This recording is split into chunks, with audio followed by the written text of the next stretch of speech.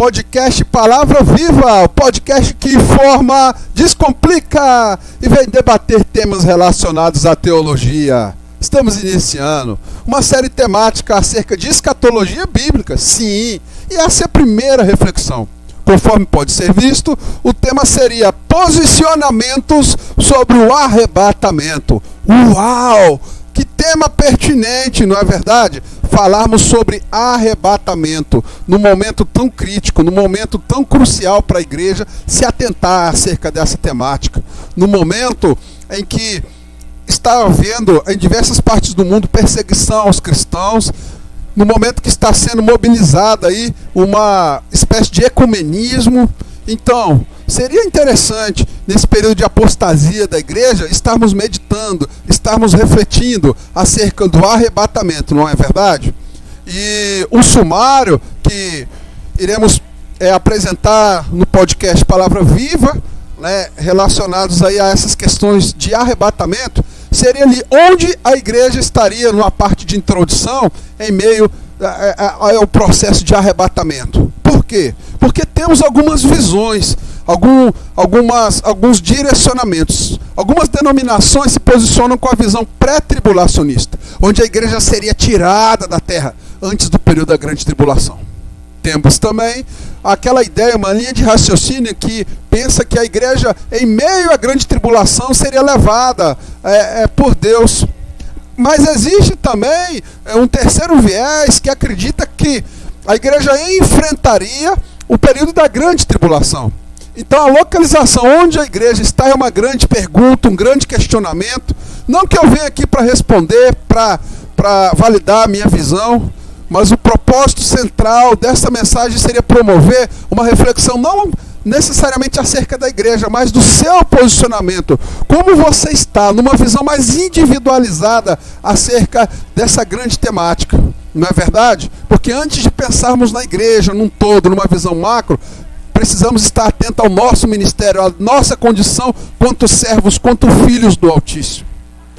E já no segundo momento, eu acredito que muito interessante, muito pertinente, será colocada essa questão de como seriam os reinos na terra, qual o status deles. Reinos, sim, quando eu falo de reinos, eu falo do reino de Deus, do controle, do governo de Deus, assim como Deus desse século maligno, né, as forças do mal. Porque lá em Apocalipse 20, quando vai dizer ali que Satanás, o nosso adversário, inimigo das nossas almas, estaria amarrado ali já é um ponto de divergência, onde essa visão que o reino de Deus aconteceria em justiça, em sua plenitude, de acordo com uma visão ali, essa seria uma visão, uma interpretação literal ou uma interpretação simbólica. Então seria interessante a gente fazer uns comentários breves aí acerca desse respeito, não é? Como é que seria o reino de Deus, como é que seria esse governo do mal, até que onde tem essa interferência aí das trevas, até onde aí seria um período de governo, de paz, de alcance das promessas de Deus. Mas para não ficar de conjecturas, uma coisa muito vaga, algo muito abstrato, teremos o nosso texto áureo lá em 2 Pedro, capítulo 3, ali em torno do versículo 10, um comentário expositivo, mas assim, de um tanto quanto subjetivo, não aquela interpretação teológica tradicional, ok? Uma coisa mais subjetiva, mais alternativa, tá? E eu também quis fazer uso daquela questão do mapa mental, de palavras-chave, de frases de efeito, em torno ali dessa questão do arrebatamento. E não menos importante, um convite a uma autorreflexão, a um momento em que podemos parar e entender o que a voz profética nos fala, o que os evangelhos nos falam, o que ali a palavra de Deus, a revelação apocalíptica nos fala. É muito importante termos esses momentos de confronto, de exortação na palavra. Então eu espero que você, a partir de agora, abra o teu coração, esteja atento, não esteja disperso e possa acompanhar conosco esse podcast e posteriormente estar compartilhando, estar interagindo conosco, falando das suas experiências, dos seus pontos de vista. Tudo bem? E eu queria dizer o seguinte, que conforme foi mencionado, existe ali uma visão que a igreja seria tirada da terra, no que é colocado aí na teologia como pré-tribulacionista, uma visão pré-tribulacionista, mas existe pensamento que seria em meio a esse processo, e tem também ali aquela visão pós-tribulacionista, na verdade. Então, assim, é uma questão de interpretação, de direcionamento, que eu não estou aqui para colocar a minha visão, não é?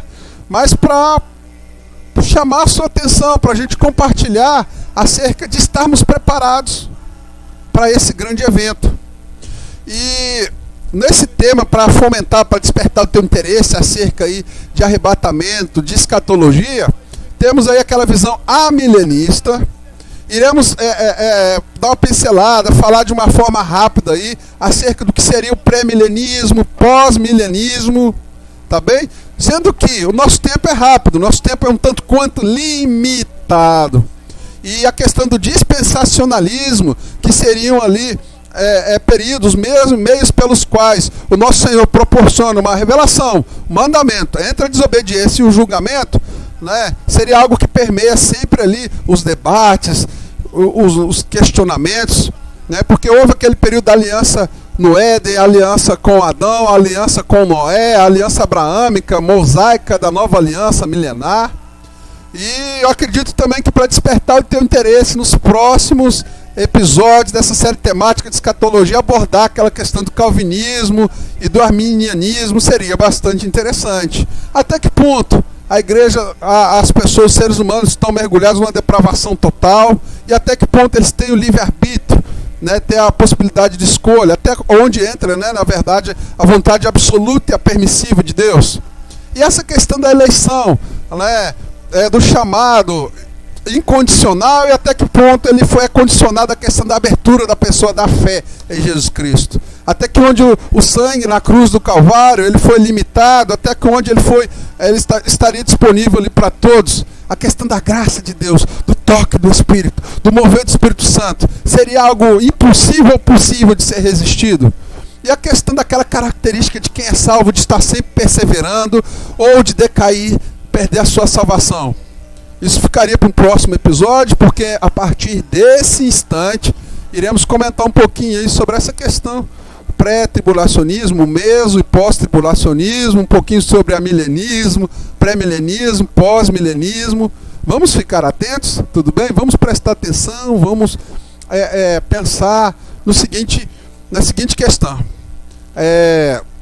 Só fazendo um comentário acerca dessa corrente teológica aí, que vai dizer que até no capítulo 3 de Apocalipse, né, a palavra igreja, posteriormente ao capítulo 3, já não é encontrado, somente lá no final.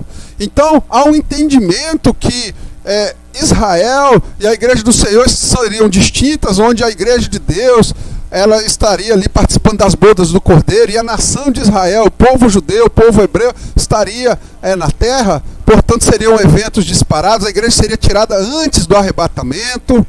E uma das citações bíblicas ali, que é muito usada para quem acredita nessa visão aí, seria a questão do julgamento de Sodoma e de Gomorra, onde houve a saraiva, o fogo descendo dos céus, e aquelas pessoas separadas, que Deus tinha um plano de salvação, de transformação na vida delas, no caso Abraão e por tabela Ló, seriam retiradas antes. Todavia, há disponível no seu monitor outras referências bíblicas ali, interessantes. Já uma visão mesmo tribulacionista seria um pouco semelhante ao pré-tribulacionismo, mas passando aquela ideia de que em meio à grande tribulação que o povo seria salvo, num período ali intermediário, né? E algumas pessoas acreditam que naquele evento, quando o povo sai do Egito e não chega a alcançar, somente Josué e Caleb, né, alcança ali a terra prometida, seria uma tipificação desse plano de salvação, em que durante o processo, em meio a dificuldades, em meio ao pecado, em meio às lutas, em meio àquela dificuldade, é que ocorreria a salvação, o encerramento da batalha, né? Que haveria ali um período aí de se apresentar diante do trono de Deus, né? E há também ali aquela visão pós-tribulacionistas, com bastante referência argumentativa, que dão sustentação a essa linha de pensamento, conforme você observa no teu monitor. E na visão pós-tribulacionista, que a igreja passaria por toda a tribulação, né? Ela que não necessariamente seria de 7 anos, ela tem ali aquela base histórica, né? Como Israel enfrentou o nazismo, o holocausto de Adolf Hitler. Vimos ali a Igreja do Senhor, os protestantes enfrentando a Inquisição católica, a Inquisição espanhola. Vimos ali a tipificação do anticristo ali, nessas pessoas, inclusive em Nero, na era medieval ali, que incendiou Roma e culpou os cristãos. E até ali na igreja primitiva, ali naquele período pós-era apostólica, Tertuliano chegou a falar: o sangue dos mártires seria a semente da igreja. Então ali são argumentos ali usados para dizer que a igreja sim teria que enfrentar, que passar, que vivenciar um período de tribulação, tá? Então são pontos de vistas aí, mas eu quero novamente defender a ideia de, antes de nos preocuparmos com a igreja, com o corpo, pensarmos no eu, no nós. Como está a nossa salvação, o nosso ministério, a nossa família? Porque a ideia é Jerusalém, Judeia e os confins, na verdade, quando a gente pensa aí sobre difundir o reino de Deus. E em contrapartida, falando um pouquinho mais aí acerca de posicionamentos, de como a igreja vê, como a teologia passa as correntes teológicas ali, vemos no capítulo 20 ali de Apocalipse, do versículo 1 ao 6, a descrição que Satanás ele estaria ali amarrado por 1000 anos, né? E ali tem uma certa divergência, se esse período onde ele estaria amarrado, e esse reino de 1000 anos ali, onde Jesus estaria prevalecendo, vencendo, exercendo o governo, seria uma interpretação literal, uma visão pré-milenista, seria uma interpretação apenas de simbologia, e tem ainda uma interpretação um tanto quanto inusitada, otimista, progressiva, acerca de uma visão pós-milenismo, né? Então, no pré-milenismo se acredita que seria um reino físico e literal aqui na Terra, no futuro, onde Jesus retornaria fisicamente à Terra, na sua vinda, né, em Jerusalém, que duraria 1000 anos literais, onde a Terra seria um lugar transformado, mas ainda físico, né? Fazendo com muita base nas promessas feitas a Israel. Todavia, o contra-argumento para sustentar essa ideia seria que Deus é Espírito, importa que o adoremos em Espírito e em verdade. Jesus falando lá que iria ao Pai, onde ele prepararia morada. E Jesus falou ali no período da crucificação que o reino dele não é nesse mundo. Então, se Deus é Espírito, se ele iria preparar morada, e se o reino dele não é nesse mundo, algumas pessoas têm dificuldade para ser levadas a crer numa visão pré-milenista, não é verdade? E tem a visão amilenista, tá? Já é uma interpretação, já seria ali uma visão acerca de Satanás estaria amarrado, que esse período de 1000 anos, né, do reino de Cristo ali, já estaria acontecendo agora. Porque desde a vinda de Jesus na cruz do Calvário, até a sua segunda vinda, onde que ele viria com poder e glória, Satanás estaria com seus poderes amarrado ali, com seu poder limitado, ele estaria impedido de impedir a propagação do evangelho de uma maneira plena, mas ainda assim demônios, principados e potestades estariam agindo de uma certa maneira, né? E nessa visão o mundo atual permaneceria ali, estaria ali como um campo de batalha espiritual, né? Onde a carne, né, o carnal milita contra o espírito, né? E a paz e a justiça perfeita só seriam alcançados, né, plenamente alcançados com o retorno de Cristo no juízo final, num branco, alto, grande e sublime trono, quando a nova terra for estabelecida. Essa é uma visão da grande maioria das igrejas cristãs, né? E essa questão aí, que é uma batalha, uma luta de carne contra espírito, né? E que Satanás ele estaria ali de certa forma limitado para impedir ali a propagação do evangelho, é muito difundida, muito aceita, né? E que com o retorno de Cristo, com o julgamento, aí sim a paz e a justiça seriam alcançados, tá? Então é uma visão bastante difundida aí. E há também aquele ponto de vista mais otimista, né? Onde os pré-milenistas acreditam que o milênio, esse período de governo, de o reino de Deus ser estabelecido, não são exatamente de 1000 anos literais, mas seria uma longa era, um progresso moral e espiritual, onde a influência cristã na sociedade teria uma era de paz e justiça sendo alcançada progressivamente, com a cristianização global, o reino de Deus na terra, onde a igreja venceria as dificuldades, esse período aí de de apostasia, né? E somente depois que a igreja cristianizasse o mundo todo, que estivesse em paz, que Jesus viria. Mas é um tanto quanto interessante que no criacionismo a gente vê a ideia ali de um universo das coisas caminharem do ordenado para o desordenado, da visão do Éden, do organizado, né, do paraíso para o caos, para a destruição, né? Então é muito questionável aí essa forma de se pensar, tá? Mas volto a reafirmar que o meu propósito aqui não é criticar, não é apontar, não é defender nenhuma ideia. O meu propósito é acerca de arrependimento, é acerca de revisão de vida, é acerca da gente estar meditando acerca de em quem temos sido em Deus, tá? Então, para não ficar em conjecturas ali, em uma coisa muito subjetiva e abstrata, a gente vai ver o que o texto bíblico fala, o posicionamento bíblico. De um único versículo, 2 Pedro 3,10, sobretudo ele é muito rico, que fala o seguinte: mas no dia do Senhor virá como ladrão de noite. De noite, um momento de vulnerabilidade, não é verdade? Um momento de trevas, de escuridão, um momento em que não consegue se enxergar claramente. Então é comparado ali a um período de ladrão que vem para enfatizar o que ocorreria essa vinda de Jesus num momento inesperado, onde ninguém poderia prever com antecedência, exortando a igreja, os cristãos a sermos vigilantes, preparados, tá? Para o encontro com Deus. Fala também que os céus passariam, os céus como sendo algo universal, como sendo algo que cobre toda a terra, né? Seria ali uma visão com céus passando com grandes tronos, com os elementos ali, né, ardendo, se desfazendo, incandescentes, mostrando que o sistema atual, a ordem atual, estaria tão corrompida pelo pecado que ela seria julgada não mais como foi na época de Noé, com água do dilúvio, mas purificada através do fogo. Assim como o ourives utiliza o fogo para separar o ouro, aquilo que tem brilho, luz, que conduz energia, daquilo que é refúgio, daquilo que é impureza, o fogo viria para separar aquilo que é inútil daquilo que é útil, o joio do trigo. Então, esse juízo universal, representado pelos céus passando com grande estrondo, seria aí algo muito latente quando se pensa em arrebatamento, né? E falando aí dos elementos ardendo, se desfazendo, a terra e o legado da terra, as obras da terra, aquilo que era terreno, natural, carnal, a destruição do legado, das obras humanas, daquilo que é materialismo. A terra e tudo que nela há se queimando, as realizações, as posses materiais. Então isso faz alusão a uma busca por aquilo que é santo, verdadeiro, eterno e espiritual, onde devemos acumular riquezas, onde devemos colocar o nosso coração. Não é verdade?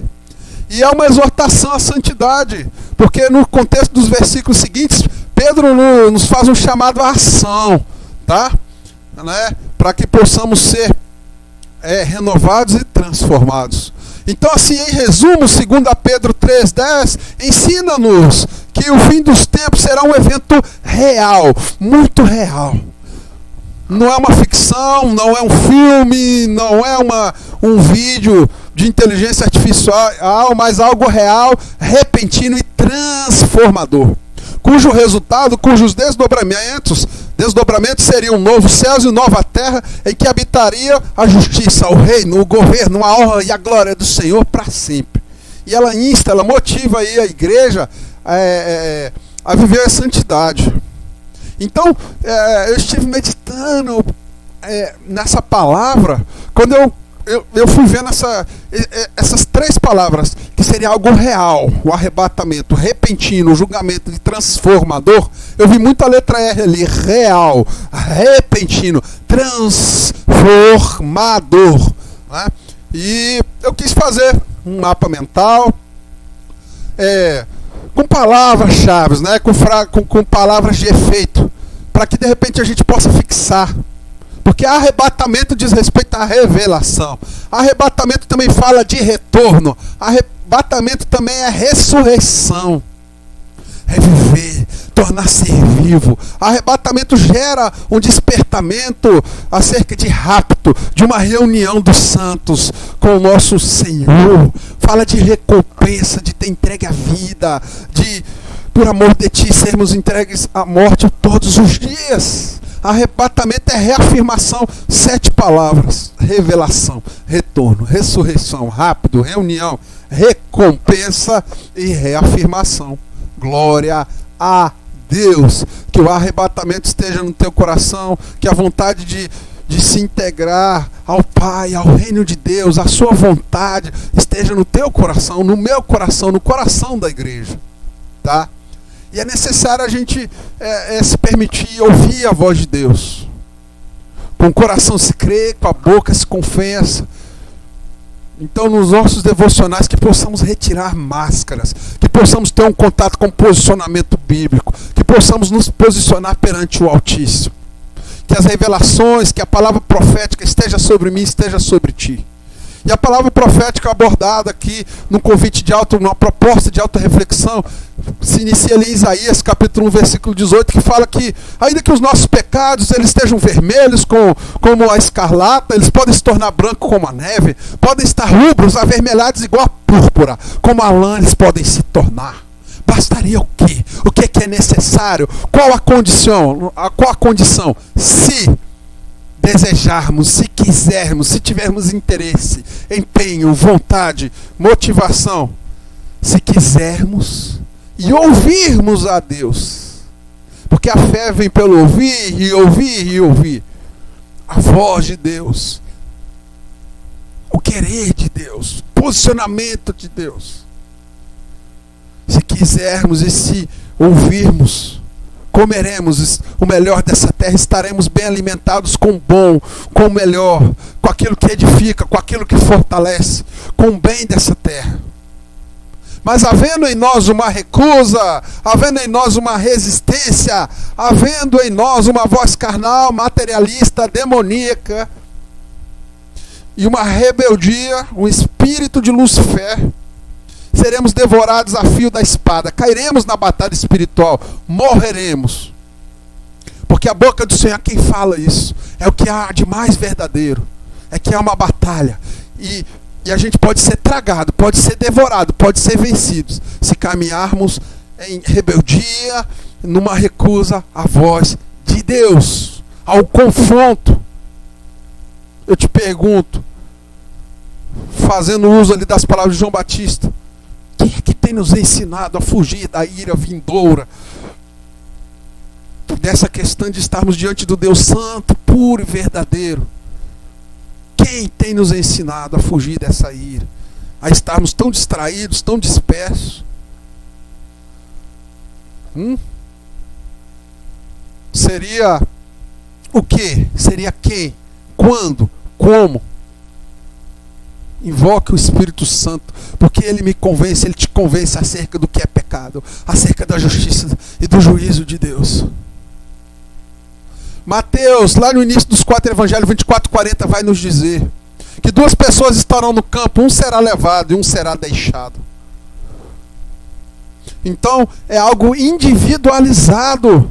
Antes de pensarmos nessa visão da igreja, se ela vai antes da tribulação, durante, depois da tribulação. Se o reino de Deus primeiro na terra vai haver paz, vai haver conquista, bonança, e depois que Deus vem. Ou se desde a cruz até os tempos atuais está havendo uma batalha ali, um reino, uma luta. E que um dia haverá um julgamento na parte de Deus para que se possa ter um período de paz, de justiça. Essas formas de pensar, pré-milenista, amilenista, pós-milenista, o que essas correntes teológicas são diante dessa questão de estarmos nas mãos de um Deus vivo? O peso da glória de Deus é algo que devemos pensar. Hebreus 10:31 vai falar-nos acerca de uma coisa horrível é cair nas mãos de um Deus vivo.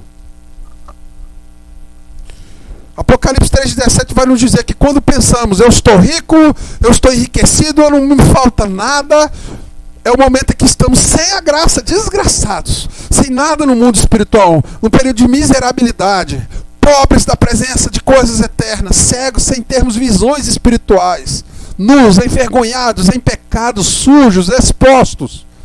E o conselho de Deus, para quem se sente nessas condições de falta de comunhão, de intimidade, vulnerabilidade com o Altíssimo, o conselho santo, eficiente que temos seria que possamos pagar um preço, comprar, pagar, buscar, termos uma vida transformada, né? A linguagem utilizada foi vestiduras brancas, para que possamos nos vestir, estarmos embranquecidos, limpos, libertos de feitiçaria, facção, dissensão, porfia, inveja, desse tipo de coisa, liberto aí de uma cultura carnal, de uma influência maligna, a fim de que não seja manifesto, a gente não seja exposto à nossa vergonha, para que a gente pague um preço, para ter um colírio, para que possamos olhar as coisas numa perspectiva santa, com os olhos de Jesus, para que possamos ver quem nós somos e quem Ele é,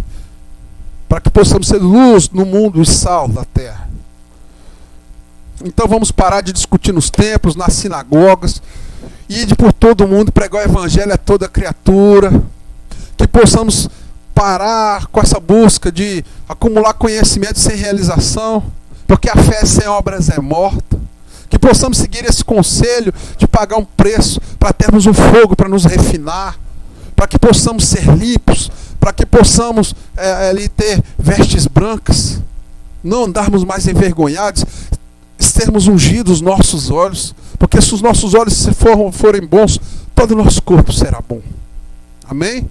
Então eu te espero para que a gente possamos conversar posteriormente possivelmente, né, sobre calvinismo e arminianismo, para que possamos conversar sobre as dispensações, sobre esse tipo de coisa, mas que acima de tudo, que haja uma conversa, que haja um diálogo entre você e Deus, entre eu e Deus, entre Deus e a sua igreja, para que possamos ser levados à intimidade, à comunhão, à presença. Amém?